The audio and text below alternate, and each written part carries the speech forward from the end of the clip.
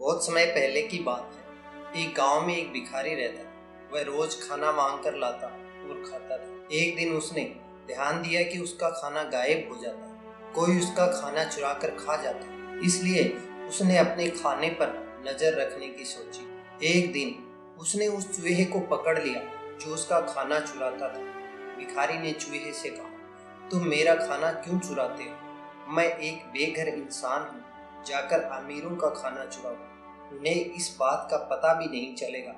चूहे ने कहा, ये मेरे भाग्य में है कि मैं तुम्हारा ही खाना चुराऊं। तो भिखारी ने कहा, क्यों? चूहे ने उत्तर दिया, क्योंकि तुम्हारे भाग्य में है कि तुम सिर्फ 8 चीजें ही रख सकते हो। तुम कितना भी भीख मांग लो, चाहे तुम कितनी भी चीजें इकट्ठी कर लो, तुम इससे ज्यादा अपने पास नहीं रख सकते। यह सुनकर उस बेघर इंसान को सदमा लगा और उसका दिल भी टूट गया। भिखारी ने कहा, मेरी ही ऐसी किस्मत क्यों है?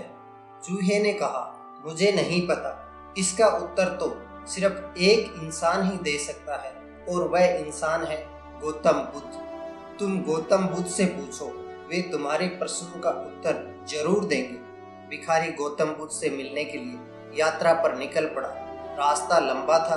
भिखारी को चलते चलते रात हो गई, तो उसने कहीं रात में शरण लेने का फैसला किया। उसे एक हवेली दिखाई दी। भिखारी शरण मांगने उस हवेली में चला गया। हवेली के मालिक ने उसे रात गुजारने की इजाजत दे दी और पूछा, भाई क्यों और कहाँ के लिए इतनी रात को यात्रा कर रहे हो? बेघर इंसान ने कहा, मेरे पास बुद्धा के लिए एक प्रश्न है, मैं उनसे ही मिलने जा रहा हूँ। उसी समय अमीर आदमी की पत्नी आते हुए ये बात सुन लेती है और बेघर इंसान से कहती है, क्या हम तुम्हें एक सवाल दे सकते हैं बुद्धा से पूछने के लिए?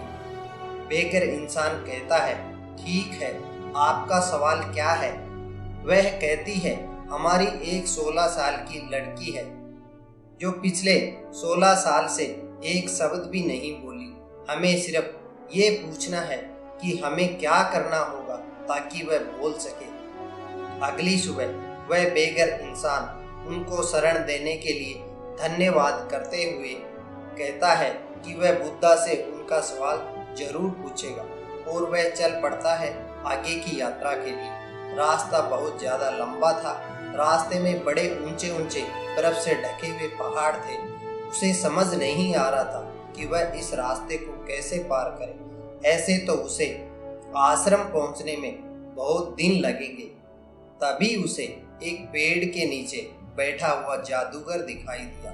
वह भिखारी जादूगर के पास गया और उसने जादूगर से कहा, मुझे गौतम बुद्ध से मिलने जाना है, लेकिन मुझे समझ नहीं आ रहा कि इस रास्ते को मैं कैसे पार करके जाऊं। जादूगर ने कहा, तुम गौतम बुद्ध से मिलने जा रहे हो, तुम मेरे एक सवाल का जवाब लेते आना। मैं तुम्हें अपने जादू से अभी रास्ता पार करवा देता हूँ। तो भिखारी ने कहा, आप अपना सवाल बताओ। जादूगर ने कहा, मैं यहाँ बैठकर 1000 सालों से तपस्या कर रहा हूँ स्वर्ग जाने के लिए। मेरी शिक्षा के अनुसार मुझे अब तक स्वर्ग पहुँच जाना चाहिए था, लेकिन मुझे अभी तक स्वर्ग जाने का रास्ता नहीं मिला। मुझे समझ नहीं आ रहा कि मैं स्वर्ग कब जा पाऊंगा। आप गौतम बुद्ध से मेरी तरफ से यह सवाल पूछना कि मैं स्वर्ग कब जा पाऊंगा। तो भिखारी ने कहा, ठीक है, मैं गौतम बुद्ध से आपका सवाल जरूर पूछूंगा। जादूगर ने छड़ी की सहायता से भिखारी को एक पल में रास्ता पार कराकर पहाड़ के दूसरी तरफ पहुंचा दिया। यह एक मैदानी इलाका था। आगे नदी बह रही थी। भिखारी के सामने फिर से एक समस्या आ गई कि वो अब नदी कैसे पार करे।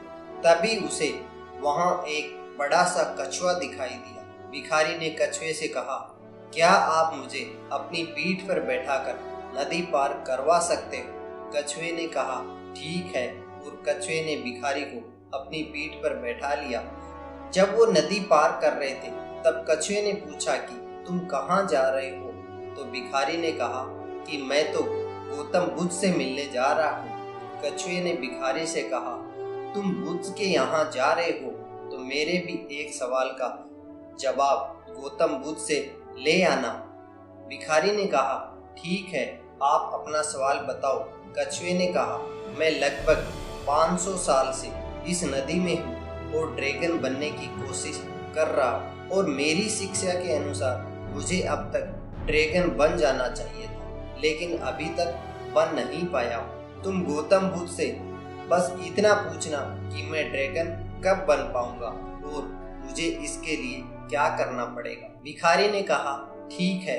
भिखारी गौतम बुद्ध के आश्रम पहुंचा तो वहां प्रवचन चल रहा था। जब प्रवचन खत्म हुआ तो बुद्ध ने कहा, हर कोई मुझसे प्रश्न कर सकता है, लेकिन मैं हर व्यक्ति के सिर्फ 3 ही प्रश्नों के उत्तर दूंगा। ये सुनकर भिखारी दुविधा में पड़ गया कि वो किसका प्रश्न पूछे और किसका छोड़े। भिखारी ने सोचना शुरू किया तो सबसे पहले उसकी आंखों के सामने हवेली की मालकिन का चेहरा नजर आया, जो अपनी लड़की के लिए परेशान थी, जो बोल नहीं पा रही थी। दूसरा चेहरा उसे जादूगर का नजर आया, जो 1000 साल से स्वर्ग जाने के लिए तपस्या कर रहा था। तीसरा चेहरा कछुए का था, जो 500 सालों से ड्रैगन बनने की कोशिश कर रहा था। भिखारी ने सोचा, मेरी जिंदगी तो ठीक ठाक चल ही रही है, 2 वक्त का खाना मिल ही जाता है, थोड़ी और मेहनत करूंगा तो मेरा जीवन भी बेहतर हो ही जाएगा, लेकिन इन तीनों के प्रश्न पूछने जरूरी हैं। अचानक भिखारी को अपनी समस्या इन तीनों की समस्या से छोटी नजर आने लगी। यह सोचकर भिखारी ने उन तीनों के प्रश्न गौतम बुद्ध से पूछे। गौतम बुद्ध ने सबसे पहले हवेली की मालकिन के प्रश्न का उत्तर दिया और कहा, जैसे ही वह लड़की अपने हमसफर से मिलेगी वह बोलने लगेगी। दूसरे सवाल का जवाब दिया, जादूगर अपनी छड़ी छोड़ने के लिए तैयार नहीं है, उसकी छड़ी उसके लिए एक आश्रय की तरह है, जब तक वह छड़ी नहीं छोड़ता तब तक स्वर्ग नहीं जा पाएगा। जादूगर से कहना वो छड़ी छोड़ दे। जिस क्षण उसने जादू की छड़ी का त्याग कर दिया वो स्वर्ग चला जाएगा। तीसरा सवाल था कछुए का। गौतम बुद्ध ने कहा, कछुआ अपना कवच छोड़ने के लिए तैयार नहीं है, जब तक वह अपने कवच के आराम से बाहर नहीं आता वह कभी भी ड्रैगन नहीं बन सकता। कछुए से कहना वो अपने कवच का त्याग कर दे। जिस दिन कछुए ने कवच छोड़ दिया उसी क्षण कछुआ ड्रैगन बन जाएगा। ये कहकर गौतम बुद्ध मुस्कुराए। भिखारी ने गौतम बुद्ध को प्रणाम किया और वापस चल पड़ा। सबसे पहले भिखारी को कछुआ मिला। उसने कछुए से कहा, गौतम बुद्ध ने कहा है तुम ये कवच उतार दो तो ड्रैगन बन जाओ।